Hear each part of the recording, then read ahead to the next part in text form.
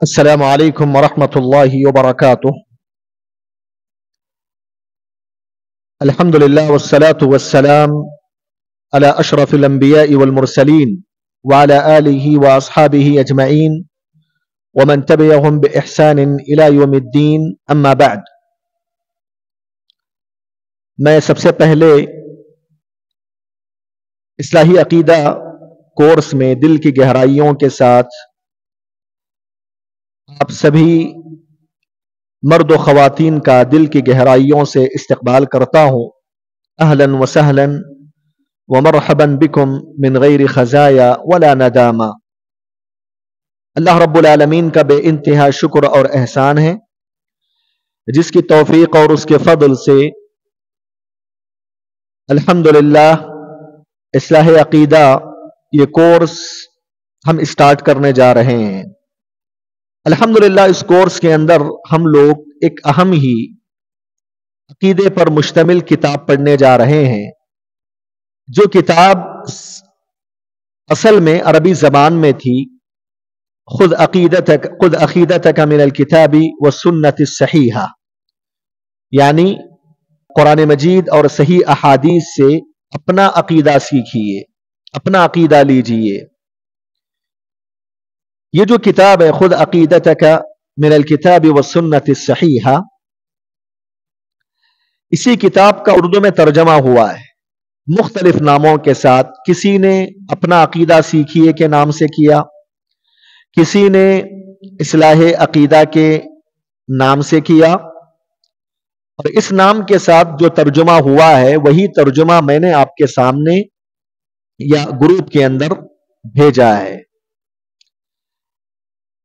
تو اصل میں یہ کتاب عربی زبان میں تھی، جس کے لکھنے والے محمد بن جمیل زینو رحمہ اللہ ہیں۔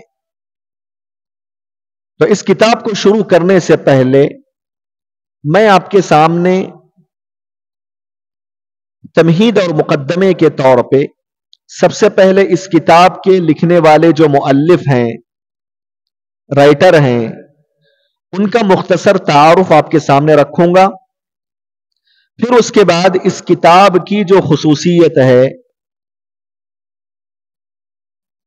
ان خصوصیات کو آپ کے سامنے ذکر کروں گا۔ پھر اس کے بعد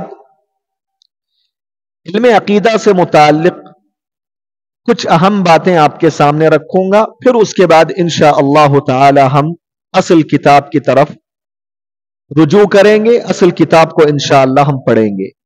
تو سب سے پہلے اس کتاب کے رائٹر، ان سے متعلق ہم کچھ باتیں جاننے کی کوشش کریں گے۔ اس کتاب کے لکھنے والوں کا نام و نسب محمد بن جمیل بن زینو ہے۔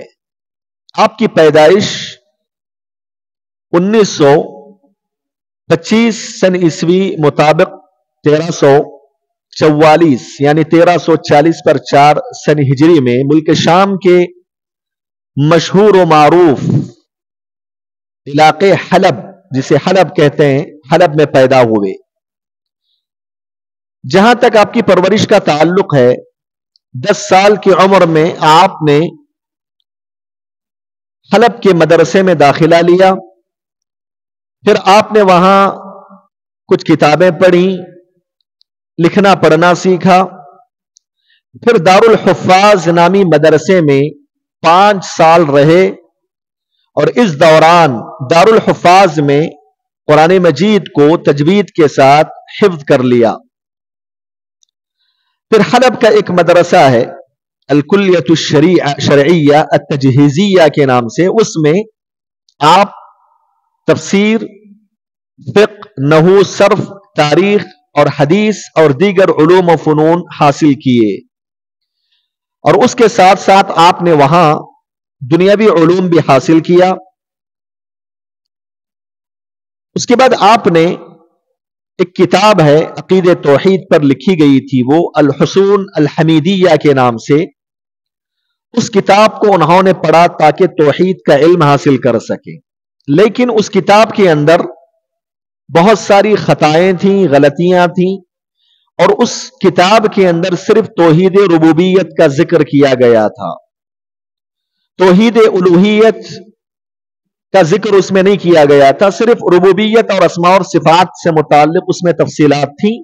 لہذا اس کتاب کو پڑھنے کے بعد بھی آپ کے اندر عقید توحید کے سلسلے میں کہیں نہ کہیں خلل موجود تھا.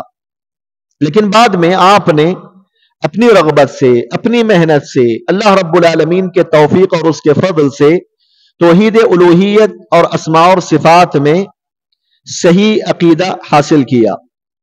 پھر آپ 1948 یعنی 1940 پر 8 سن عیسوی میں شہادت ثانویہ حاصل کیا حلب کے اندر، اور جس جگہ آپ کی پیدائش ہوئی حلب میں، وہاں 9 سال تک آپ نے تدریسی خدمات انجام دیتے رہے.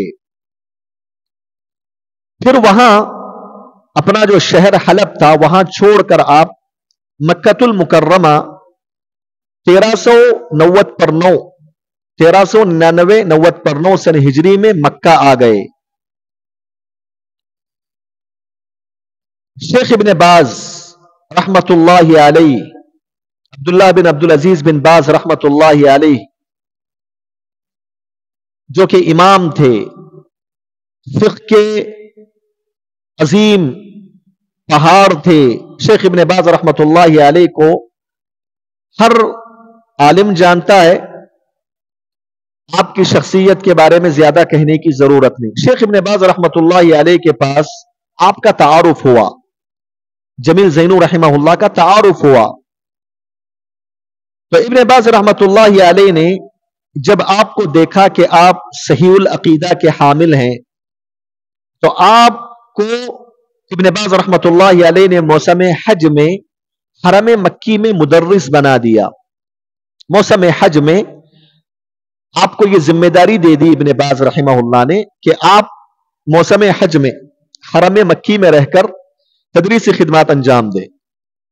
تو موسم حج میں کے دوران آپ تدریسی خدمات انجام دیتے رہے، اور اسی دوران شیخ ابن باز رحمت اللہ علیہ نے اردن، جو کہ ایک ملک ہے اردن، وہاں آپ کو داعی بنا کر بھیجا تاکہ آپ وہاں جائیں، دعوت کا کام انجام دیں. شیخ ابن باز رحمت اللہ علیہ کے اس ترغیب پر آپ چلے گئے اردن، اور اردن کی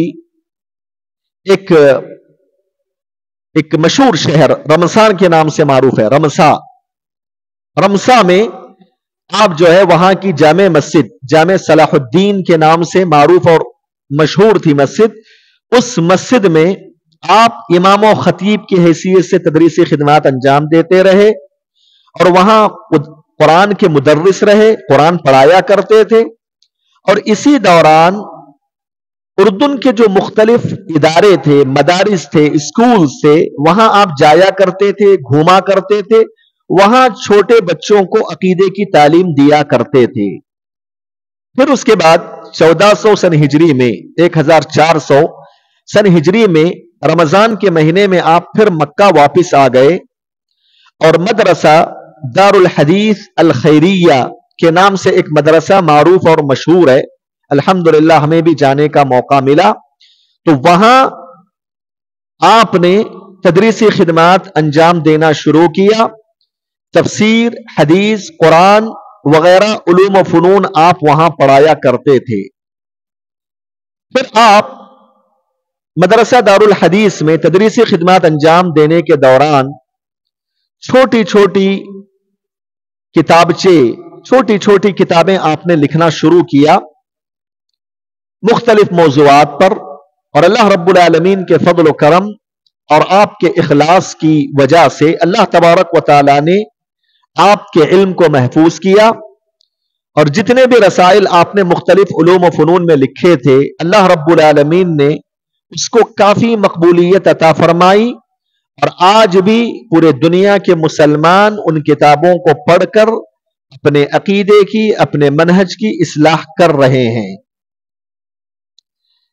جمیل زینو رحمت اللہ علیہ کے بارے میں ایک حیران کن بات آپ کو میں بتا دوں کہ جمیل زینو رحمت اللہ علیہ سب سے پہلے صحیح عقیدے سے محروم تھے. آپ सूफी थे आप।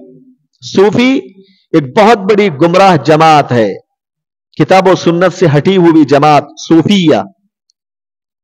तो सूफी जमात से आपका ताल्लुक था, और सूफिया में बहुत सारे सिलसिले हैं, नक्शबंदिया, सहरवर्दिया, शादिलिया, कादरिया, मौलविया, इस किस्म के सिलसिले हैं। तो जमील ज़ैनू रहमतुल्लाहि अलैह का मसला यह था कि आप नक्शबंदी थे, यानी खालिस सूफी थे आप, नक्शबंदी थे आप। नक्शबंदी से आप शादिलिया, जो एक सिलसिला है सूफिया का, उसकी तरफ मुंतकिल हो गए। फिर वहां से आप कादरी बन गए, यानी कादरिया का जो सिलसिला है उसमें आप चले गए।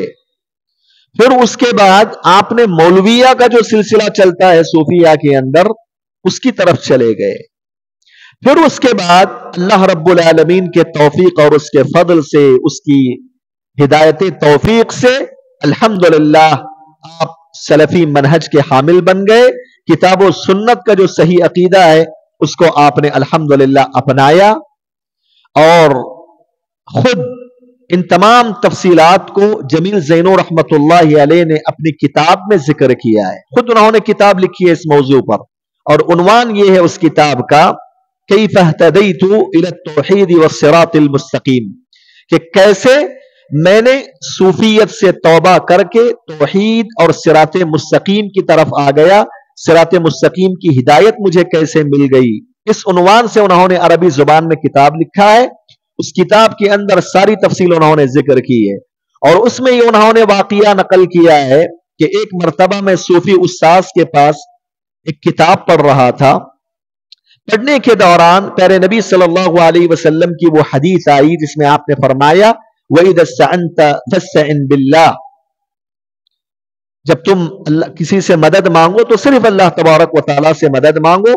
और इस हदीस की शरह में इमाम नववी रहमतुल्लाहि अलैह की शरह उन्होंने देखी तो उनको समझ में आ गया कि गैरुल्लाह से मदद तलब करना, ऐसी चीजों के बारे में जिस चीज पर सिर्फ अल्लाह तबारक व तआला ही ताकत और कुदरत रखता है, ऐसी चीजों के बारे में किसी मखलूक से मदद तलब करना, ये वाज़ेह शिर्क है, ये जायज नहीं है, हराम है, बल्कि शिर्क है ये।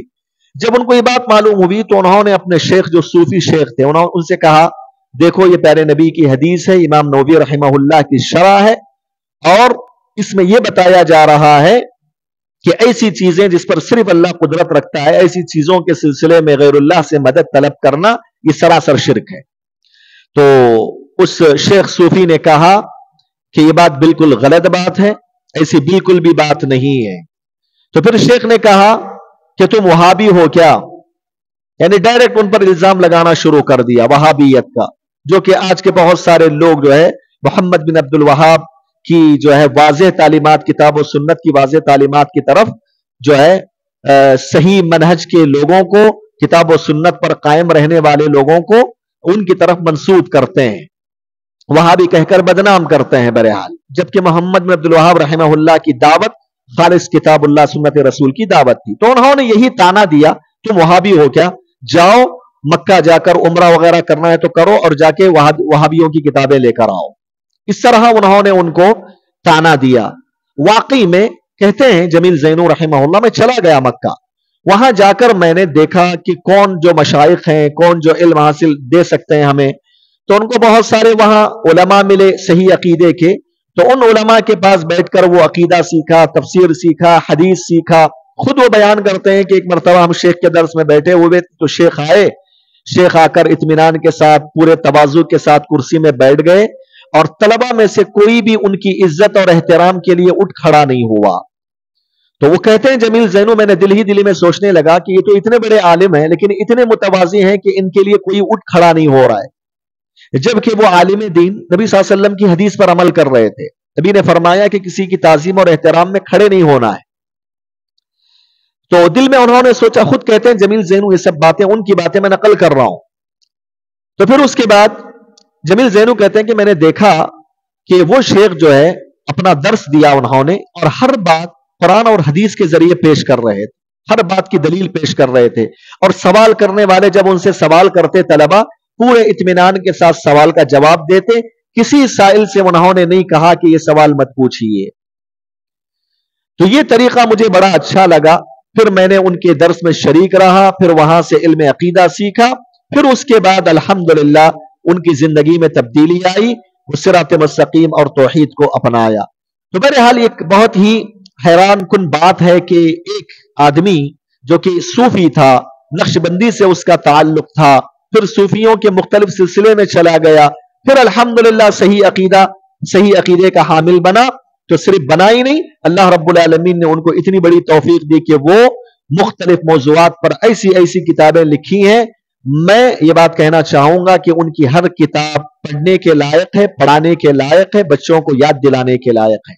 सुभान अल्लाह, बहुत ही बेहतरीन अंदाज में हर मौज़ूआत पर उन्होंने किताबें लिखी हैं। और ये हकीकत है कि देखो अल्लाह रब्बुल आलमीन किन लोगों से कैसे दीन की खिदमत लेता है। ऐसे बहुत सारे लोग मिलेंगे आपको कि जो लोग पहले जो है सही अकीदे से महरूम थे, लेकिन अल्लाह रब्बुल आलमीन ने उनको सही अकीदे की तौफीक दी। तो सिर्फ उन्होंने सही अकीदे को नहीं अपनाया, बल्कि उसके अपनाने के साथ साथ उन्होंने दुनिया के अंदर सही अकीदे का वो काम किया जिस काम से आज तक पूरी उम्मत मुस्लिमा फायदा उठा रही है और इंशाअल्लाह क़ियामत तक उठाती रहेगी।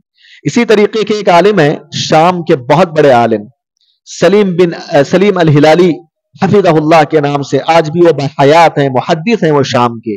अल्लामा अलबानी रहमतुल्लाह अलैह के खास शागिर्दों में उनका शुमार होता है। ये भी सलफी नहीं थे, ये भी सही अकीदे के हामिल नहीं थे, ये भी जो है किताब और सुन्नत का जो दिया हुआ अकीदा है, मनहज है, उससे हटे हुए थे।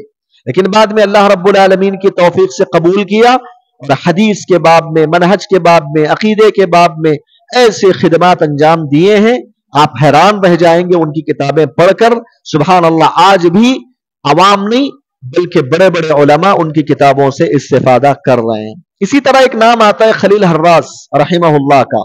ये भी फलसफा मंतिक के से मुतासिर आदमी थे, फलसफा मंतिकी थे, फलसफा पढ़ने वाले, पढ़ाने वाले, किताब सुन्नत पर फलसफा को तरजीह देने वाले थे। लेकिन अल्लाह रब्बुल आलमीन ने इनको भी सही अकीदे की तौफीक दी। तो ये इन्होंने जो है अकीदे वास्तिया की ऐसी शरह लिखी है, अकीदे वास्तिया शेखुल इस्लाम इब्न तैमिया की किताब है, उसकी ऐसी उम्दा शरह लिखी है, सुभान अल्लाह। आज भी बहुत सारे उलमा उनके उस शरह से फायदा उठाकर अस्मा और सिफात के बाब में, अकीदे के बाब में अपने अकीदे को मजबूत कर रहे हैं और लोगों के अकीदे को मजबूत करवा रहे हैं, अल्हम्दुलिल्लाह। तो ये अल्लाह रब्बुल आलमीन का फजल व करम होता है। अल्लाह ताला कैसे कैसे लोगों से कैसे कैसे दीन की खिदमत ले लेता है। तो जमील ज़ैनू रहमतुल्लाहि अलैह ने बहुत सारी किताबें लिखी हैं। उन किताबों को अल्हम्दुलिल्लाह एक ही जगह जमा किया गया है। मजमुआ रसाइल अत-तौजीहात अल-इस्लामिया लिइस्लाह अल-फर्द वल मुज्तमा, इस नाम से जमील ज़ैनू रहमहुल्लाह की सारी किताबों को 3 मुजल्लद में जमा कर दिया गया है। 3 मुजल्लद में इनकी तमाम की तमाम किताबें आपको मिल जाएंगी मुख्तलिफ उलूम व फनून पर। एक बहुत बड़ा काम किया गया अल्हम्दुलिल्लाह सऊदी अरब की तरफ से, दारुस सुमई, ये यहां से जो है रियाद से ये छपी है, ये मजमुआ छपा है। जमील ज़ैनू रहमतुल्लाहि अलैह की वफात जुमा के दिन 11 ज़िलक़ादा 1430 पर 1 सन हिजरी में हुई। अल्लाह रब्बुल आलमीन से दुआ करें कि रब्बे करीम जमील ज़ैनू रहमहुल्लाह की खिदमात को कबूल फरमाए और मीज़ान हसनात में अल्लाह तबारक व तआला उनके इस जुहूद और कोशिशों को शुमार फरमाए। अल्लाह तबारक व तआला उनको करवट करवट जन्नतुल फिरदौस में जगह नसीब फरमाए। दूसरी बात आज के इस दर्स में तमहीद के तौर पर आपके सामने जो रखना चाहता हूं वो ये है कि जो किताब हम पढ़ने जा रहे हैं, खुद अकीदतका मिनल किताबी व सुन्नति सहीहा, इसका उर्दू तर्जुमा मैंने कहा मुख्तलिफ जबानों में हुआ है, लेकिन मैं जिस तर्जुमे के साथ जो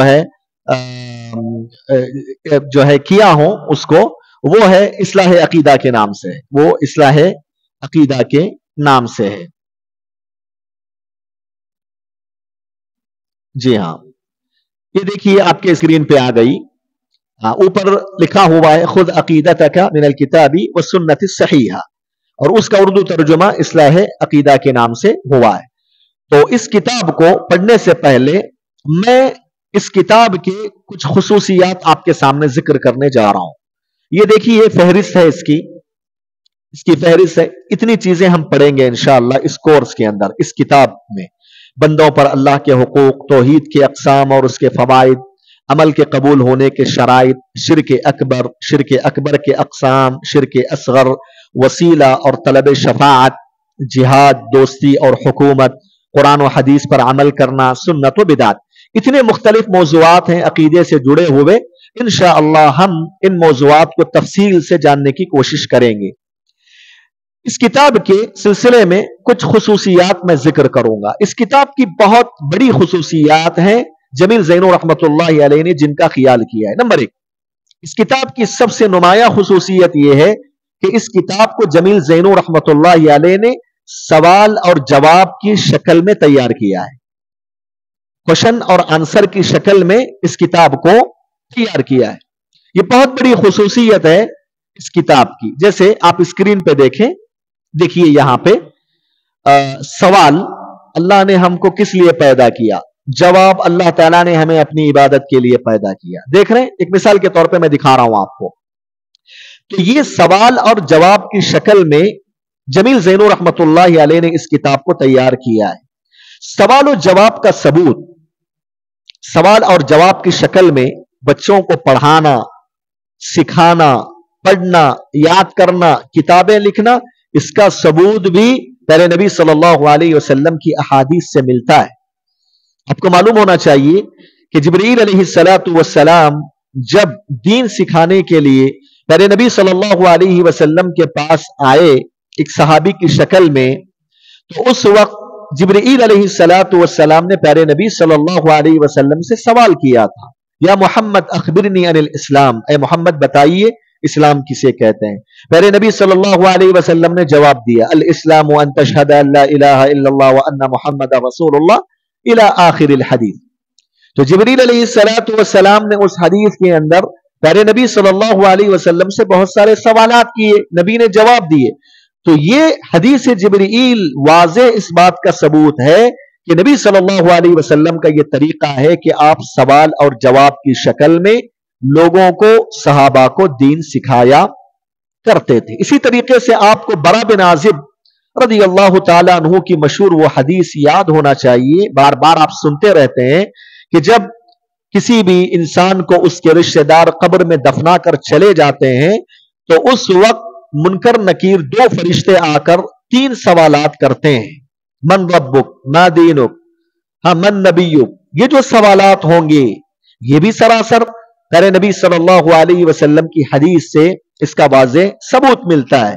तो ये सवाल और जवाब की शक्ल में पढ़ाना अकीदे तौहीद को या दीन के जो है तालीमात को, ये बिल्कुल नबी सल्लल्लाहु अलैहि वसल्लम का तरीक़ेकार रहा है।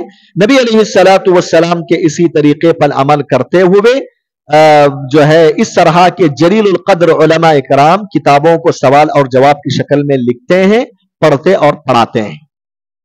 सवाल और जवाब की शक्ल में जमील ज़ैनू रहमतुल्लाहि अलैहि ने जो तरतीब दिया है इस किताब को, तो इसके बड़े फायदे होते हैं।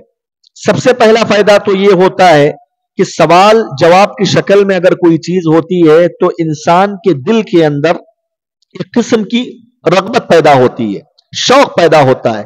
सवाल पढ़ा, उसका जवाब क्या है देखेंगे, एक शौक होता है। सवाल पढ़ने के बाद आदमी के दिमाग में खुद ब खुद ये चीज आ जाती है कि मैं उसका जवाब जानूं। सवाल तो मैंने पढ़ लिया लेकिन उसका जवाब क्या है। तो सवाल जवाब की शक्ल में तैयार करने का या पढ़ने पढ़ाने का सबसे बड़ा फायदा यह होता है कि लोगों के दिलों के अंदर उस चीज को सीखने का शौक बढ़ जाता है, समझने की आदमी कोशिश करता है, उसकी तरफ तवज्जो से पढ़ता है, सुनता है। यह बहुत बड़ा फायदा होता है सवाल और जवाब की शक्ल में पढ़ने और पढ़ाने का। दूसरी खुसूसियत इस किताब की यह है कि जमील ज़ैनू रहमतुल्लाहि अलैहि ने अकीदे की इस किताब के अंदर अकीदे के हर मसले को किताबों सुन्नत के दलाइल से मुज़य्यन किया है। हर मसले में आप देखेंगे उन्होंने या तो कुरान से दलील दी है یا تو نبی کریم صلی اللہ علیہ وسلم کی احادیث مبارکہ سے دلیل دی ہے. جیسا کہ آپ دیکھ رہے ہیں اسکرین پہ، آپ دیکھیے آپ کے سامنے کتاب موجود ہے. انہوں نے ایک سوال ذکر کیا، اس کے بعد جواب ذکر کیا، پھر اس کے بعد دلیل دیتے ہیں وما خلقت الجن والانس الا ليعبدون. قرآن مجید سے دلیل دے دیا. اس کے بعد دیکھیے سوال عبادت کی تعریف کیا ہے، ہاں اس کے جواب میں انہوں نے ذکر کیا. دیکھیے قرآن کی آیت دلیل کے طور پہ ذکر کیا قل ان صلاتي ونسكي ومحياي ومماتي لله رب العالمين. یہ طریقہ آپ دیکھیں گے پوری کتاب کے اندر کہ سبحان اللہ انہوں نے اپنے اس کتاب میں ہر مسئلے کو کتاب و سنت کے دلیل کے ساتھ پیش کیا ہے. اللہ اکبر. یہ ایسی خصوصیت ہے کتاب کی جو کہ بہت ہی نمایاں کرتی ہے اس کتاب کو. اس کتاب کو بہت ہی زیادہ نمایاں کرتی ہے. آپ کو معلوم ہونا چاہیے علماء کرام نے یہ بات کہی ہے کہ کسی بھی مسلمان پر عقیدے توحید یا عقیدے کے مسائل جاننے کے لیے ضروری ہے کہ وہ عقیدے کے مسائل کو دلائل کے ساتھ جانے. واجب ہے یہ ضروری کہتے ہیں علماء. جتنا آپ کو عقیدے کا علم سیکھنا ہے اتنا علم آپ دلائل کے ساتھ یاد رکھیں گے، دلائل کے ساتھ آپ سمجھیں گے، دلائل کی روشنی میں آپ پڑھیں گے پڑھائیں گے. یہ ضروری ہے، واجب ہے. اگر آپ دلیل کے ساتھ مسئلے کو نہیں جانتے ہیں، علم حاصل نہیں کرتے ہیں عقیدے کا، تو پھر آپ اللہ کی نظروں میں گنہگار ہوں گے. اس مسئلے سے متعلق مزید توضیح میں آپ کے سامنے آگے کر رہا ہوں، لیکن اس کتاب کی خصوصیت میں نے ذکر کی کہ اس کتاب کو انہوں نے کتاب و سنت سے ذکر کیا. دیکھیے اس خصوصیت کی روشنی میں ایک اور بات آپ کے سامنے کہنا چاہوں گا جو کہ میسج ہے. یہ جو کتاب انہوں نے ترتیب دیا ہے قرآن اور حدیث کی دلائل کے روشنی میں، اس کے اندر ایک بہت بڑا میسج ہے. میسج کیا ہے؟ میسج یہ ہے کہ اسلامی عقیدہ کہاں سے آپ لیں گے، اس کے سورس کیا ہونا چاہیے، اس کے مصادر کیا ہونا چاہیے. یہ پیغام دیتا ہے یہ منہج مؤلف رحمہ اللہ کا. پیغام یہ دے رہا ہے کہ جو تم اسلامی عقیدہ سیکھو گے تو وہ یا تو قرآن سے سیکھو گے یا تو نبی صلی اللہ علیہ وسلم کی حدیثوں سے لوگے. یہ اصل طریقہ ہے. کسی کے بزرگ کی خوابوں کی بنیاد پر آپ عقیدہ لے رہے ہیں، جائز نہیں ہے. آپ جو ہے اپنے عقل کی بنیاد پر عقیدہ سیکھ رہے ہیں، جائز نہیں ہے آپ کے لیے. سمجھ رہے ہیں؟ اپنے آبا و اجداد کے رسم و رواج، ان کے اپنے کاموں، ان کے اپنے رسم و رواج کے مطابق آپ عقیدہ لیں گے، عقیدہ سیکھیں گے. صحیح ہے کیا؟ بالکل صحیح نہیں ہے. یہاں مؤلف نے قرآن اور حدیث کے جو دلائل ذکر کیے ہیں عقیدے کے ہر مسئلے میں، یہ پیغام دے رہا ہے آپ کو. پیغام یہ دے رہا ہے کہ صحیح عقیدہ، اسلامی عقیدے کے سورسز قرآن اور حدیث ہیں، قرآن اور حدیث ہیں. اور جو علماء قرآن و حدیث کی روشنی میں صحیح عقیدہ پیش کرتے ہیں ان علماء سے آپ کو علم لینا ہے. اپنے خوابوں کی بنیاد پر جو عقیدے کو بیان کرتا ہے اور قرآن و حدیث کو چھوڑ کر اپنے عقل کی بنیاد پر، اپنے آبا و اجداد کے رسم و رواج کی بنیاد پر، اپنے کسی امام اور اپنے کسی فالوور کی بنیاد فالو کرنے جس سے فالو کر رہا ہے اس کی بنیاد پر وہ عقیدہ بتا رہا ہے آپ کو، ان کے اپنے اقوال، ان کے اپنے سوچ، ان کی اپنی عقل، ان کے اپنے خوابوں کی بنیاد پر، یہ بالکل سراسر گمراہی ہوگی. تو یہ دوسری خصوصیت ہے کہ اس کتاب کو جمیل زینو رحمہ اللہ نے کتاب و سنت کے دلائل سے مزین کیا ہے. جی ہم تیسری خصوصیت اس کتاب کی آپ یہ دیکھیں گے کہ انہوں نے اس کتاب کو آسان انداز میں پیش کیا ہے. بہت آسان انداز ہے. اگر کوئی مسلمان یاد بھی کرنا چاہتا ہے تو یاد کر سکتا ہے آرام سے. آپ دیکھیے اللہ نے ہم کو کس لیے پیدا کیا ہے؟ اللہ تعالیٰ نے ہمیں اپنی عبادت کے لیے پیدا کیا ہے. یعنی مختصر سوال ہے، مختصر جواب ہے، اس کی دلیل ہے، اس کا ایک پروف ہے قرآن اور حدیث ہے. تو یہ انہوں نے بڑے آسان انداز میں اس کتاب کو ترتیب دیا ہے تاکہ پڑھنے والے بڑی آسانی سے پڑھ لیں، یاد کر لیں اور اس کو سمجھ لیں. چوتھی خصوصیت اس کتاب کی آپ یہ دیکھیں گے کہ اس کتاب کو انہوں نے معاشرے کے اندر عقیدے کے ناحیے سے جو خرابیاں پائی جاتی ہیں عام طور سے لوگوں کے اندر، مسلمانوں کے اندر، اس معاشرے کو، سماج کی غلطیوں کو، سماج میں ہونے والے عقیدے کی گمراہیوں کو سامنے رکھ کر انہوں نے اس کتاب کو ترتیب دیا ہے. دیکھیے اس کتاب کے اندر عقیدے کے جو مسائل ذکر کیے، اس کے علاوہ اور بھی بہت سارے مسائل ہیں عقیدے کی، لیکن اس کو انہوں نے ذکر نہیں کیا.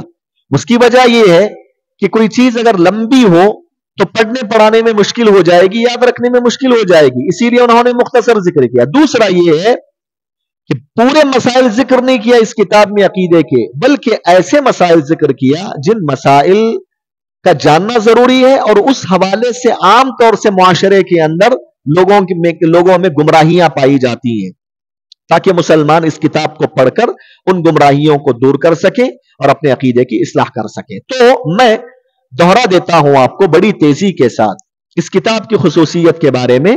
نمبر 1، اس کتاب کی پہلی خصوصیت، اس کتاب کو جمیل زینور رحمۃ اللہ علیہ نے سوال اور جواب کی شکل میں مرتب کیا ہے۔ دوسری خصوصیت یہ ہے کہ اس کتاب کو مؤلف رحمہ اللہ نے کتاب و سنت کے دلائل سے مزین کیا ہے۔ نمبر 3، اس کتاب کو بڑے آسان اور سہل انداز میں مرتب کیا ہے۔ چوتھی خصوصیت یہ ہے کہ معاشرے کو، سماج کو سامنے رکھ کر اس کتاب کو لکھا ہے، تاکہ مسلم معاشرہ اس کتاب کو پڑھ کر اپنے عقیدے کو درست کر سکے اور سچے معنوں میں نبی صلی اللہ علیہ وسلم کی اتباع کر سکے۔ جی ہاں، اب میں بنیادی طور سے عقیدے کے حوالے سے کچھ باتیں آپ کے سامنے رکھنا چاہوں گا۔ سب سے پہلا مسئلہ ہے، چونکہ ہم عقیدہ پڑھنے جا رہے ہیں، اسلامی عقیدہ کہہ لیجئے، ٹھیک ہے، تو اس عقیدے کو جب ہم پڑھنے جا رہے ہیں تو سب سے پہلے ہم یہ جانیں گے کہ عقیدے کا معنی کیا ہے۔ عربی زبان میں عقیدہ کس کو کہتے ہیں، علماء کی زبان میں عقیدہ کس کو کہتے ہیں؟ تو مختصر یہ ہے، عقیدے کا معنی مضبوط کرنے کا، اور جیسے بالوں کے درمیان لوگ گھانٹیاں ڈالتے ہیں نا، گھانٹیاں ڈال کر اس کو مضبوط کیا جاتا ہے، اس کو بھی بولتے ہیں عقیدہ عربی زبان میں عقیدے کے معنی مضبوط کرنا، شدت، مضبوطی، اتقان، اس کو کہتے ہیں عربی زبان میں۔ اور علماء عقیدہ کی زبان میں عقیدہ جب کہا جاتا ہے، اس کا معنی یہ ہوتا ہے الایمان الجازم باللہ تبارک و تعالی وبما یجب له من التوحید والایمان بملائکتہ وکتبہ ورسلہ والیوم الآخر والقدر خیرہ وشرہ ویتفرع من هذه الاصول ومما يلحق به من اصول الدین۔ اس طریقے سے علماء عقیدہ نے اس کا مفہوم بتایا۔ مفہوم یہ ہے عقیدے کا کہ آپ اللہ رب العالمین پر کامل یقین رکھیں، اس کی جو توحید اور اس کے اقسام ہیں اس پر آپ کامل ایمان اور یقین رکھیں، پھر اللہ رب العالمین کے جو فرشتے ہیں، اس کی کتابیں ہیں، اس کے رسول ہیں، آخرت کا دن ہے، اچھی بری تقدیر ہے، ایمان کے جو 6 ارکان ہیں، ان 6 ارکان پر آپ مکمل طور پر یقین رکھیں، ایمان رکھیں۔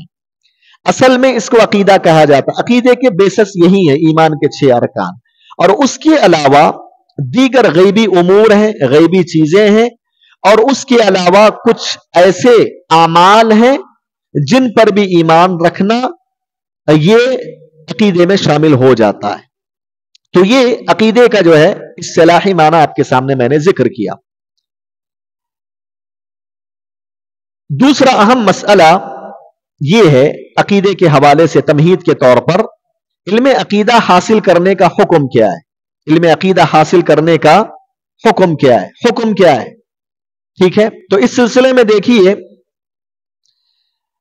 علم عقیدہ کو مجمل طور پر جاننا فرض عین ہے۔ مجمل طور پر جاننا فرض عین ہے۔ مجمل کا مطلب مختصر طور پر ہی صحیح جاننا ہر مسلمان پر فرض اور واجب ہے۔ وہ مسلمان تجارت کرنے والا تاجر کیوں نہ ہو، کھیتی باڑی کرنے والا کیوں نہ ہو، دکان چلانے والا کیوں نہ ہو، مزدور کیوں نہ ہو، عالم ہو، طالب ہو، اسٹوڈنٹ ہو، کوئی بھی کیوں نہ ہو، کسی بھی کام سے جڑا ہوا کیوں نہ ہو، اگر وہ مسلمان ہے اس کے لیے مجمل طور پر، مختصر طور پر عقیدے کا علم حاصل کرنا ضروری ہے، واجب ہے۔ اگر وہ حاصل نہیں کرے گا تو وہ گنہگار ہوگا اللہ کی نظروں میں، وہ مجرم قرار پائے گا، بغیر توبہ کے مرے گا تو ہو سکتا ہے کہ اللہ تبارک و تعالیٰ اپنے ارادے سے اس کو جہنم میں داخل کر دے۔ یہ بہت بڑا مسئلہ ہے۔ تو مجمل طور پر علم حاصل کرنا ضروری اور واجب ہے۔ اللہ تبارک و تعالیٰ نے قرآن میں فرمایا فَعَلَمْ أَنَّهُ لَا إِلَهَ إِلَّا اللَّهُ، اے نبی صلی اللہ علیہ وسلم آپ جان لو اللہ رب العالمین کے سوا کوئی حقیقی معبود نہیں، وہی حقیقی معبود ہے۔ میرے نبی صلی اللہ علیہ وسلم نے حدیث میں فرمایا طلب العلم فریضۃ علی کل مسلم، کہ ہر مسلمان پر علم دین کا حاصل کرنا فرض ہے، اور علم دین میں سب سے پہلا علم اگر کوئی آتا ہے تو وہ عقیدے کا علم ہے۔ شیخ الاسلام ابن تیمیہ رحمہ اللہ اور دیگر علماء نے کہا کہ مجمل طور پر عقیدے کا علم حاصل کرنا ہر مسلمان پر فرض اور واجب ہے. ہاں تفصیلی طور پر ڈیٹیل میں باریک انداز میں بہت گہرائی سے علم العقیدہ جاننا یہ فرض کفایہ ہے. فرض کفایہ کا مطلب امت کے بعض علماء بعض لوگ عقیدے کی باریکیوں کو گہرائی سے علم حاصل کر لیں تو کافی ہو جائے گا, دوسرے لوگ گنہگار نہیں ہوں گے. یعنی ہر مسلمان پر یہ فرض نہیں ہے. ڈیٹیل سے حاصل کرنا, گہرائی سے حاصل کرنا ہر مسلمان پر فرض نہیں ہے. ٹھیک ہے, یہ بعض لوگوں پر فرض ہوتا ہے. بعض لوگ اگر اس ڈیٹیل کو حاصل کر لیں, گہرائی سے علم حاصل کر لیں عقیدے کی تفصیل سے, تو پھر باقی لوگوں سے بھی وہ فرضیت ادا ہو جاتی ہے, باقی لوگ گنہگار نہیں ہوں گے. اس کو فرض کفایہ بولتے ہیں. علم العقیدہ کا علم حاصل کرنے کے حوالے سے ایک بہت ہی اہم مسئلہ میں آپ کے سامنے بتانے جا رہا ہوں, اس کو سمجھنے کی کوشش کریں. دیکھیے, سب سے پہلا مسئلہ یہ ہے کہ علم العقیدے کو, یعنی عقیدے کا جو علم ہے, اس علم کو کتاب و سنت کے دلائل سے حاصل کرنا ضروری ہے, واجب ہے. جمہور علماء کا یہی موقف ہے. جمہور علماء نے یہی بات لکھی ہے کہ دلیل کی روشنی میں ہر مسلمان پر ضروری ہے کہ وہ عقیدے کا علم حاصل کرے. دلیل کی روشنی میں ہر مسلمان پر, وہ کسی بھی کام سے تعلق رکھنے والا کیوں نہ ہو, وہ صرف مدرسے میں پڑھنے والا ہو ایسا نہیں, وہ کسی یونیورسٹی میں پڑھنے والا ہو, کسی اسکول میں پڑھنے والا ہو, تاجر ہو, زراعت کا کام کرنے والا ہو, کمپنی میں کام کرنے والا ہو, کوئی بھی کیوں نہ ہو, دلیل کی بنیاد پر کتاب و سنت کے دلائل سے علم العقیدہ جاننا ضروری ہے, واجب ہے, فرض عین ہے ہر شخص پر. اگر صرف وہ بغیر کسی دلیل کے علم العقیدہ حاصل کرے گا تو جمہور علماء کے نزدیک ایسا شخص گنہگار ہوگا, کیونکہ اس نے ایک واجب چیز کو چھوڑ دیا ہے. یہ بہت بڑا مسئلہ ہے. ٹھیک ہے, تو یہ ایک اہم مسئلہ ہے جو آپ کو جاننا ضروری ہے. دوسرا مسئلہ یہ ہے, اگر کوئی شخص کتاب و سنت کی دلیل کی بنیاد پر عقیدے کا علم حاصل نہیں کیا, بلکہ صرف علماء سے جو سنا اس سے اس نے علم حاصل کر لیا, قرآن حدیث کی دلیلوں کو اس نے نہیں سمجھا, بس علماء سے یہ سیکھا کہ اللہ تعالیٰ موجود ہے, عرش پر, ساتوں آسمانوں پر اللہ تعالیٰ عرش پر مستوی ہے, تو اس نے کہہ دیا کہ اللہ تعالیٰ عرش پر مستوی ہے. الرحمن علی العرش استوى, اس نے سیکھا ہی نہیں, سمجھا ہی نہیں, دلیل پڑھا ہی نہیں. ٹھیک ہے, ایسے ہی لوگوں سے سن لیا اللہ تعالیٰ موجود ہے, فرشتے موجود ہیں, اس کے رسول ہیں, آخری نبی محمد صلی اللہ علیہ وسلم تھے. یہ جو عقیدے سے جڑے ہوئے چیزیں ہیں, ان تمام چیزوں کو صرف اس نے کیا کیا, علماء سے سن کر حاصل کر لیا اور لوگوں سے سن کر حاصل کر لیا, لیکن قرآن حدیث کی دلیل کی بنیاد پر اس نے نہیں سمجھا. اب ان کا حکم کیا ہے, اس سلسلے میں تفصیل ہے. علماء کہتے ہیں کہ اگر کوئی شخص صرف دوسرے لوگوں سے عقیدے کی باتیں سن کر سمجھ لیتا ہے لیکن عقیدہ نہیں رکھتا, اس پہ صرف سن لیا لیکن اس پر یقین نہیں رکھتا, عقیدہ نہیں رکھ رہا ہے, بس سن رہا ہے, بات آ گئی تو سن لیا, لیکن دل کے اندر اس کے بارے میں عقیدہ نہیں رکھا, تو پھر ایسا شخص مسلمان شمار نہیں ہوگا, ایسا شخص کافر ہوگا. اور برا بن عازب رضی اللہ تعالیٰ عنہ کی وہ حدیث جس میں آپ صلی اللہ علیہ وسلم نے فرمایا کہ جب رشتہ دار کسی آدمی کو دفنا کر چلے جاتے ہیں تو منکر نکیر آ کر سوالات کرتے ہیں, اس میں سے پیارے نبی نے فرمایا اگر کوئی آدمی منافق ہوگا, فاجر ہوگا, تو جب فرشتے پوچھیں گے من ربک, تیرا رب کون ہے, تو وہ کیا کہے گا, ہائے ہائے افسوس, میں نہیں جانتا, لوگ جیسے کہہ رہے تھے ویسے ہی میں کہتا تھا. دوسرا سوال ہوگا تیرا نبی کون ہے, تو وہی جواب دے گا لوگ کہہ رہے تھے ویسے ہی میں سن لیا, میں نہیں جانتا اس کے بارے میں.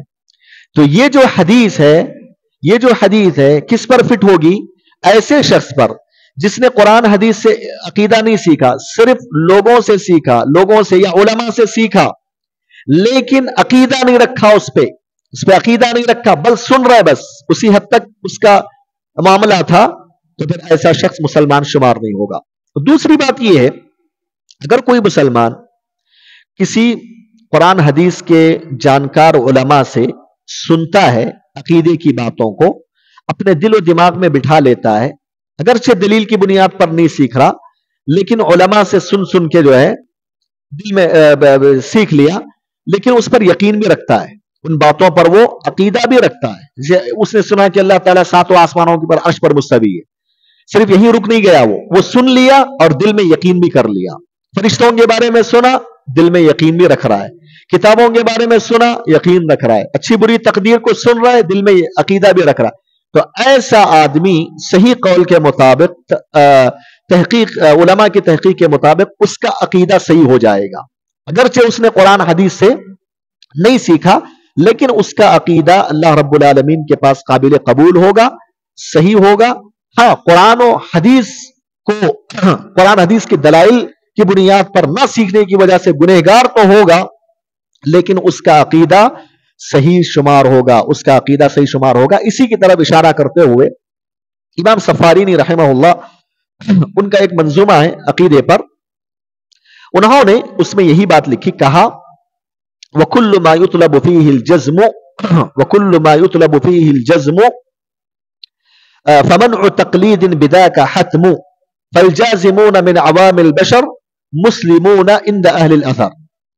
جو میں نے ابھی تفصیل آپ کے سامنے ذکر کی، انہوں نے اس شعر کے اندر اس کا خلاصہ ذکر کیا ہے۔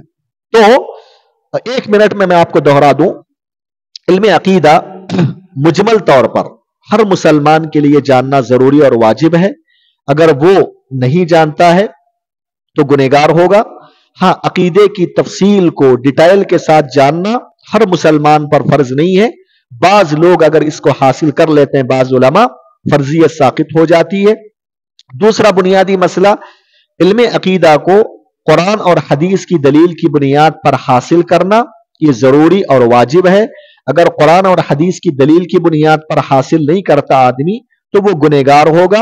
اور دوسرا مسئلہ، مان لو کسی نے قرآن اور حدیث کی دلیل کی بنیاد پر حاصل نہیں کیا، لوگوں سے سن کر، علماء سے صرف سن کر حاصل کیا، تو ایسے شخص کے بارے میں یہ دیکھا جائے گا کہ جو سنا ہے اس نے صحیح عقیدہ، اس پر اگر اس نے مضبوط عقیدہ رکھا ہے تو اس کا عقیدہ درست ہو جائے گا، وہ قابل قبول ہوگا اللہ کے پاس۔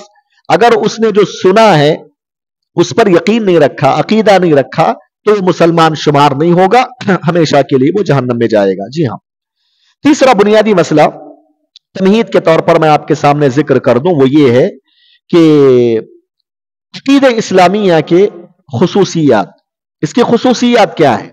اس کی خصوصیات کیا ہے؟ بہت ساری خصوصیات ہیں علم عقیدہ کی۔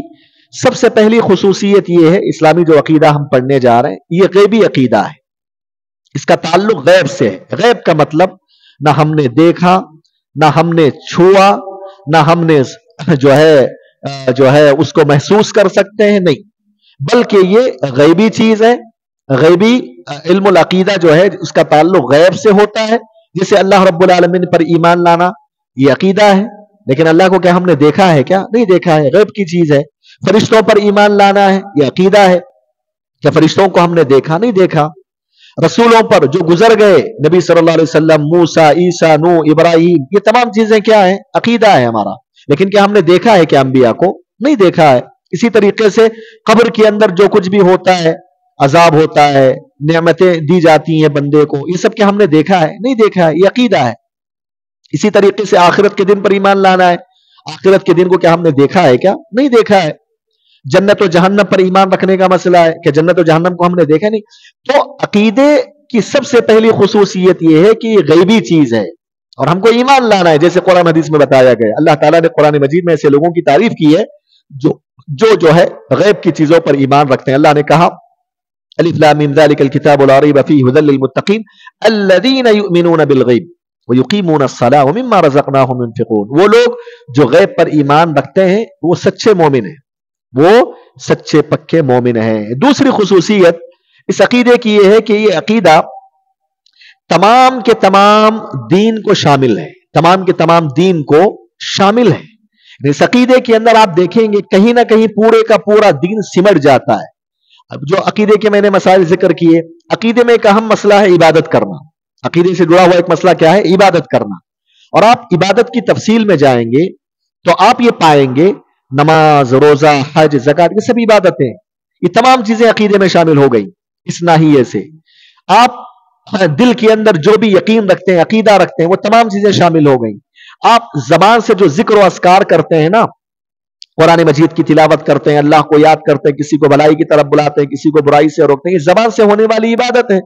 اسی طریقے سے آپ حج کرتے ہیں، عمرہ کرتے ہیں، صدقہ و خیرات کرتے ہیں، قربانی کرتے ہیں اور اپنا مال اللہ کے راستے میں لگاتے ہیں، مالی عبادت ہے. تو عبادت کے مفہوم کو آپ جانیں گے، انشاءاللہ آگے اس کی تفصیل آئے گی. تو اس عبادت کے اندر جس کا تعلق عقیدے سے، اور عقیدے سے عبادت کا تعلق ہے، اور عبادت کے اندر بہت ساری چیزیں آ جاتی ہیں، تمام کی تمام عبادتیں شامل ہو جاتی ہیں، مالی عبادت، زبان کی عبادت، دل کی عبادت. سمجھ رہے ہیں؟ تو اسی طریقے سے انسان جو دنیا میں جی رہا ہے، دنیا میں جو کچھ وہ عمل کرتا ہے، وہ تمام کا تمام عمل عقیدے سے جڑا ہوا ہے، عقیدے میں شامل ہو جاتا ہے. اور اس دنیا سے مرنے کے بعد جب قبر میں جائے گا، قبر میں اس کے سوالات ہوں گے، قبر میں اس کو جو اگر وہ برا ہوگا تو عذاب دیا جائے گا، اگر مومن ہوگا تو نعمتیں ملیں گی. اور پھر یہ تمام چیزیں جو برزخ میں ہوتی ہیں، اس کا تعلق عقیدے سے، عقیدے میں وہ چیزیں شامل ہیں. اور آخرت کی جو زندگی ہمیشہ کی ہے، وہاں آخرت میں جو بھی چیزیں پیش آئیں گی، ان تمام چیزوں کا تعلق کس میں؟ عقیدے سے. تو خلاصہ یہ ہے، یہ عقیدے کی بہت بڑی دوسری خصوصیت یہ ہے کہ اس عقیدے کے اندر دین جو ہے سمٹ گیا ہے، اللہ تعالیٰ نے اس کو سمیٹ دیا ہے. تیسری خصوصیت یہ ہے کہ یہ عقیدہ توقیفی ہے. یہ عقیدہ کیا ہے؟ توقیفی. توقیفی کا مطلب اس کے اندر اجتہاد کرنے کی گنجائش نہیں ہے. پورے کا پورا عقیدہ جو صحیح عقیدہ ہے، اللہ تبارک و تعالیٰ نے قرآن میں واضح کر دیا اور نبی صلی اللہ علیہ وسلم نے اپنے احادیث مبارکہ میں واضح کر دیا ہے. قرآن عقیدے کو یا تو قرآن سے لینا ہے یا تو نبی صلی اللہ علیہ وسلم کی احادیث مبارکہ سے لینا ہے، صحابہ کرام کی سمجھ کے مطابق، جیسے انہوں نے سمجھا ویسے سمجھیں گے مسائل کو. تو بیسکلی کیا ہے؟ قرآن اور حدیث. اسی کو توقیفی بولتے ہیں. ہاں، جب ہم کہتے ہیں کہ اسلامی عقیدہ توقیفی ہے، اس کا مطلب یہ ہے کہ یہ اسلامی عقیدے کے سورس صرف دو ہی ہیں، قرآن اور حدیث، صحابہ کرام رضوان اللہ علیہم اجمعین کی فہم کے مطابق. یہ تین بنیادی خصوصیات ہیں اسلامی عقیدے کی. ایک اور مسئلہ میں آپ کے سامنے ذکر کر دوں اسلامی عقیدے سے متعلق، وہ یہ ہے کہ اسلامی عقیدے کے مصادر، اسلامی عقیدے کے مصادر کیا ہیں، یعنی سورسز کیا ہیں. سورسز بنیادی طور سے تین ہیں، اگر آپ تفصیل میں جائیں گے تو تین ہیں. نمبر ایک قرآن مجید، نمبر دو پہلے نبی صلی اللہ علیہ وسلم کی احادیث مبارکہ، یعنی صحیح احادیث، ضعیف احادیث نہیں، صحیح احادیث.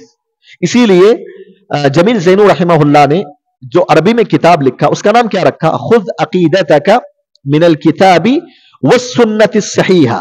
قرآن سے اپنا عقیدہ لو، صحیح حدیثوں سے اپنا عقیدہ لو. صحیح حدیثوں کا ذکر کیا انہوں نے، صرف حدیث ذکر نہیں کیا بلکہ کہا کہ صحیح السنت الصحیحہ کہا. تو معلوم ہوا کہ ضعیف حدیثیں بھی ہیں نا، موضوع روایتیں بھی ہیں، موضوع حدیثیں.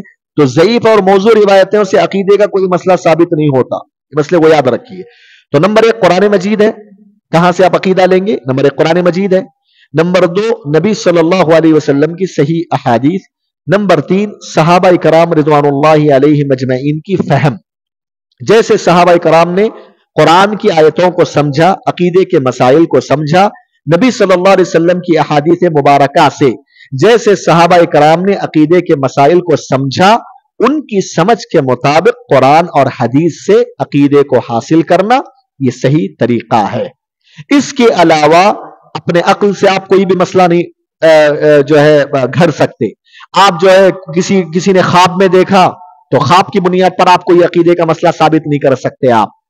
اور کسی کے آبا و اجداد کے رسم و رواج، کسی فلاں بہت بڑا امام ہے، فلاں مفسر ہے، فلاں محدث ہے، وہ کوئی بھی عقیدے کے مسئلے کو ثابت کر رہا ہے جو قرآن و حدیث میں ہی نہیں ہے، اس کو آپ نہیں لے سکتے، وہ سراسر گمراہی ہوگی. تو اسلامی عقیدے کے مصادر اور سورسز قرآن، صحیح احادیث اور صحابہ کرام رضوان اللہ علیہ مجمعین کا طریقہ اور ان کی فہم ہے. آخری مسئلہ تمہید کے طور پر میں آپ کے سامنے ذکر کر دوں، عقیدے توحید کی اہمیت یا اسلامی عقیدے کی اہمیت. اس کی اہمیت کیا ہے؟ کیوں ہم اسلامی عقیدے کو جانیں گے؟ کیوں ہم اسلامی عقیدے کو پڑھنے جا رہے ہیں؟ وجہ کیا ہے؟ سب سے پہلی وجہ یہ ہے اس لیے کہ اللہ تبارک و تعالیٰ نے سب سے پہلے جس علم کو حاصل کرنے کا مکلف کیا اور واجب قرار دیا وہ علم العقیدہ ہے. سب سے پہلے ایک مسلمان پر جس چیز کا علم حاصل کرنا واجب اور ضروری اور فرض ہوتا ہے وہ کون سا علم ہے؟ عقیدے کا علم ہے. یعنی نبی صلی اللہ علیہ وسلم نے جب معاذ بن جبل رضی اللہ تعالی عنہ کو یمن کا گورنر بنا کر بھیجا تو کیا آپ نے وصیت فرمائی تھی؟ کہا کہ انک تاتی قوما من اہل الکتاب فلیکن اول ما تدعوہم الیہ شہادت ان لا الہ الا اللہ وان محمد رسول اللہ. اے معاذ، جب تم یہود و نصارہ کے پاس جا رہے ہو تو سب سے پہلے تمہیں ان کو توحید بتاؤ، عقیدہ بتاؤ، عقیدے کی طرف بلاؤ. اگر وہ اس کو مان لیں گے تو پھر نماز کے بارے میں بتاؤ. تو اس حدیث سے معلوم ہوا کہ سب سے پہلے جو چیز ایک مسلمان پر واجب ہوتی ہے وہ عقیدے کا علم ہے. اللہ تعالیٰ نے قرآن میں فرمایا فَعْلَمْ أَنَّهُ لَا إِلَهَ إِلَّا اللَّهُ. اے نبی صلی اللہ علیہ وسلم آپ جان لیجئے کہ اللہ رب العالمین کے سوا کوئی حقیقی معبود نہیں ہے، اللہ ہی حقیقی معبود ہے. یہ علم العقیدہ ہے. تو علم العقیدہ یہ ایک مسلمان پر سب سے پہلے فرض اور واجب ہوتا ہے. اسی لیے ہم اسلامی عقیدہ پڑھنے جا رہے ہیں. دوسری وجہ یہ ہے کہ اسی عقیدے کے تحت تمام کے تمام انبیاء اکرام کو اللہ تعالیٰ نے اس دنیا میں بھیجا تھا. وَلَقَدْ بَعَثْنَا فِي كُلِّ أُمَّةٍ رَسُولًا أَنِ اعْبُدُوا اللَّهَ وَاجْتَنِبُوا الطَّاغُوتَ. جیسا کہ قرآن میں اللہ تعالیٰ نے فرمایا ہم نے ہر امت میں ایک رسول کو بھیجا یہ کہہ کر جاؤ لوگوں کو بتاؤ لوگوں تم صرف ایک اللہ کی عبادت کرنا، اس کے ساتھ کسی کو شریک نہ کرنا. یعنی عقید توحید یا علم العقیدہ بتانے کے لیے ہی تمام کے تمام انبیاء کرام کو اللہ تعالیٰ نے بھیجا تھا، مبعوث فرمایا تھا. تیسری بات یہ ہے کہ جتنی بھی آسمانی کتابوں کو اللہ تعالیٰ نے اس دنیا میں نازل فرمایا، توریت ہو، زبور ہو، انجیل ہو، صحف ابراہیم ہو، صحف موسیٰ ہو، قرآن مجید ہو، اس کے علاوہ جتنی بھی کتابیں اللہ تعالیٰ نے اس دنیا میں نازل فرمایا ان تمام کتابوں کا اصل مقصد اسی عقیدے کو عام کرنا تھا، اسی عقیدے کو لوگوں میں پھیلانا تھا. چوتھی بنیادی وجہ کہ اسی عقیدے پر تمام کے تمام اعمال کا دار و مدار ہے. تمام کے تمام اعمال کا دار و مدار اسی عقیدے پر رکھا گیا ہے. اگر آپ کی نماز صحیح ہونا ہے، قبول ہونا ہے تو آپ کا عقیدہ صحیح ہونا ہوگا. اگر آپ کا عقیدہ صحیح ہے تو آپ کی نماز قبول ہے، آپ کا عقیدہ صحیح ہے تو آپ کے روزے قبول ہے، آپ کا عقیدہ صحیح ہے تو آپ کا حج قبول ہے، آپ کا عقیدہ صحیح ہے تو آپ کے اعمال قبول ہیں. اگر آپ کے عقیدے کے اندر ہی بگاڑ ہو، شرک داخل ہو جائے، کفر داخل ہو جائے کہیں نہ کہیں، تو ہزاروں مرتبہ آپ لا الہ الا اللہ پڑھ لو اور نمازیں پڑھ لو، روزے رکھ لو، حج پہ حج کرتے چلے جاؤ، اللہ تعالیٰ قبول نہیں کرے گا اگر آپ کا عقیدہ صحیح نہیں ہے تو اسی لیے اسلامی عقیدے کو جاننا انتہائی ضروری ہے تاکہ ہم بیس کو صحیح کر سکیں، اس بیس کی بنیاد پر ہمارا عمل اللہ کے پاس قابل قبول ہو سکے. پانچویں بنیادی چیز یہ ہے کہ علم العقیدہ کی اہمیت کو اجاگر کرتی وہ یہ ہے کہ اسی علم العقیدہ یعنی عقیدے کے خاطر اللہ تبارک و تعالیٰ نے تمام جنوں اور انسانوں کو پیدا فرمایا ہے. اس کی تفصیل انشاءاللہ ہم لوگ کتاب میں جاننے کی کوشش کریں گے. اسی طریقے سے آخری چیز علم العقیدہ کی اہمیت کو جو اجاگر کرتی ہے وہ یہ ہے کہ جنت اور جہنم کا فیصلہ اسی کی بنیاد پر کیا جائے گا. قیامت کے دن جو جنت اور جہنم کے فیصلہ ہوگا اللہ تعالیٰ کے پاس وہ اسی کی بنیاد پر ہوگا. اگر آپ کا عقیدہ صحیح ہے تو آپ جنت میں جائیں گے، آپ کا عقیدہ اگر صحیح نہیں ہے تو کہاں جائیں گے؟ آپ ہمیشہ کے لیے جہنم میں جائیں گے. انہ من یشرک باللہ فقد حرم اللہ علیہ الجنہ ومأواہ النار وما للظالمین من انصار. یہ واضح ہے چیزیں. تو آپ اندازہ لگائیے جنت اور جہنم کا فیصلہ اسی پر کیا جائے گا. عقیدہ صحیح ہے تو جنت، عقیدہ خراب ہے تو جہنم ہمیشہ کے لیے. تو آپ اندازہ لگا سکتے ہیں کہ عقیدے کی کیا اہمیت ہے. آخری مسئلہ جو میرے ذہن سے نکل گیا تھا میں آپ کے سامنے ذکر کر کے بات ختم کر دیتا ہوں، کسی کا سوال اگر ہو تو کر سکتے ہیں. وہ مسئلہ یہ ہے جو عقیدہ ہے، عقیدے کے مختلف نام ہیں. آپ دیکھیں گے علماء کرام نے جو کتابیں لکھی ہیں عقیدے کی تو عقیدے کے مختلف نام آپ کو ملیں گے.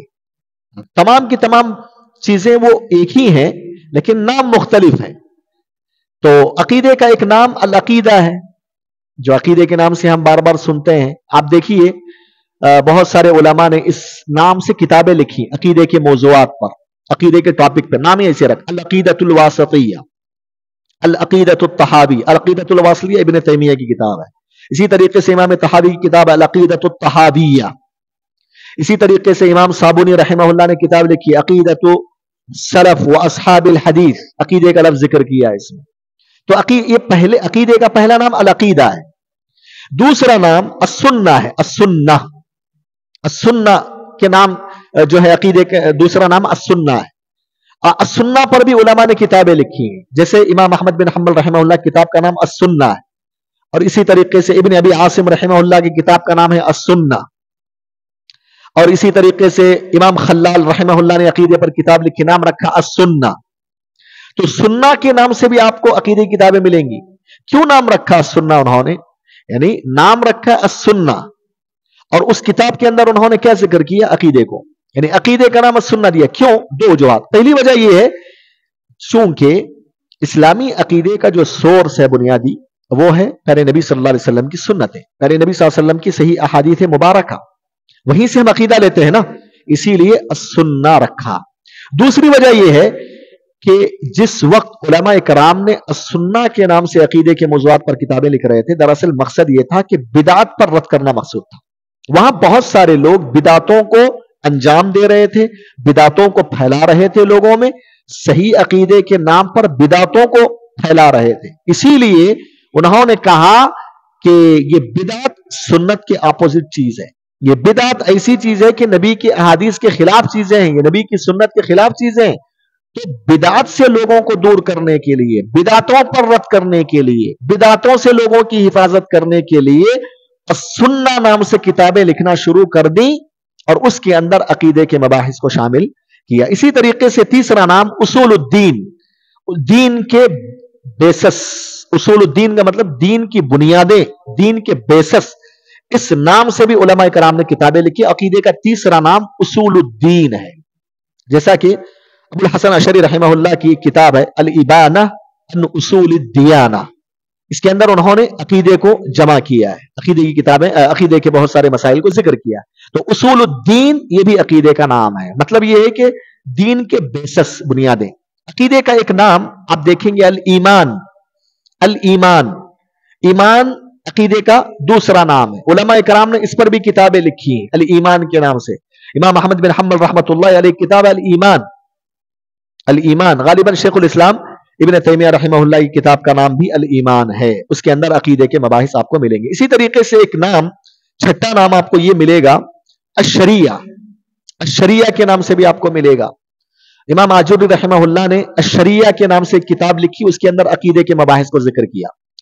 اسی طریقے سے عقیدے کا ایک نام آپ کو یہ بھی دیکھنے کو ملے کتابوں میں التوحید۔ توحید کے دو معنی آتے ہیں، توحید کا ایک معنی توحید الوہیت، ربوبیت، اسماء اور صفات کو بولتے ہیں علماء۔ دوسرا معنی توحید کا وہ آتا ہے جس کے اندر تمام عقیدے کی چیزیں شامل ہو جاتی ہیں۔ توحید کی تین قسموں کے علاوہ فرشتوں پر ایمان، کتابوں پر ایمان، رسولوں پر ایمان، اچھی بری تقدیر پر، یہ تمام کی تمام چیزیں اس نام کے اندر شامل ہو جاتی ہیں۔ تو توحید کے دو معنی ہیں، ایک خاص معنی ہے، ایک دوسرا عام معنی ہے۔ امام بخاری رحمۃ اللہ علیہ نے جو صحیح بخاری لکھی ہے، اس میں جو ہے انہوں نے کتاب باندھا ہے، کتاب التوحید کے نام سے غالباً، اور توحید کے تحت جو ہے بہت سارے ابواب ذکر کیے ہیں جو عقیدے کے مسائل پر مشتمل ہیں، صرف ایمان باللہ پہ نہیں، اس کے علاوہ دوسرے مسائل پر بھی مشتمل ہے۔ تو عقیدے کا ایک نام ہے التوحید۔ اسی طریقے سے عقیدے کا ایک نام آپ کو یہ بھی ملے گا، عقیدے کا ایک نام، جی ہاں اتنے کافی ہیں، اس کے علاوہ بھی اور بھی بہت سارے نام آپ کو دیکھنے کو ملیں گے، میں نے اختصار کے ساتھ یہ ذکر کیا ہے۔ تو یہ میں نے آج بطور تمہید اس کتاب کے لکھنے والے جمیل زینو رحمہ اللہ کا تعارف پیش کیا، پھر جو کتاب ہم پڑھنے جا رہے ہیں اس کے خصوصیتوں کا ذکر کیا، پھر اس کے بعد عقیدے کا لغوی و اصطلاحی معنی ذکر کیا، پھر اس کے بعد علم عقیدہ حاصل کرنے کا کیا حکم ہے اس کا ذکر کیا، اور اسی سے جڑا ہوا ایک باریک مسئلہ تھا اس کا ذکر کیا، پھر میں نے آپ کے سامنے عقیدہ اسلامیہ کے جو خصوصیات ہیں اس کا ذکر کیا، پھر اس کے بعد عقیدے علم العقیدہ یعنی اسلامی عقیدے کو جاننا کیوں ضروری ہے، اس کی کیا اہمیت ہے، اس کا میں نے پوائنٹس کی شکل میں ذکر کیا، اور آخر میں عقیدے کے جو دیگر نام ہیں اس کا میں نے آپ کے سامنے ذکر کیا۔ تو یہ تمہید کے طور پر کچھ اہم باتیں تھیں، میں نے آپ کے سامنے ذکر کی۔ کل سے انشاءاللہ تعالی ہم لوگ کتاب کو باقاعدہ شروع کرنے جائیں گے انشاءاللہ تعالی۔ اللہ رب العالمین سے دعا ہے کہ رب کریم ہم تمام لوگوں کو علم نافع عمل صالح کی توفیق عطا فرمائے، آمین۔ وصلی اللہ علی نبینا محمد وعلی آلہ وصحبہ وسلم تسلیما کثیرا، والسلام علیکم ورحمۃ اللہ وبرکاتہ۔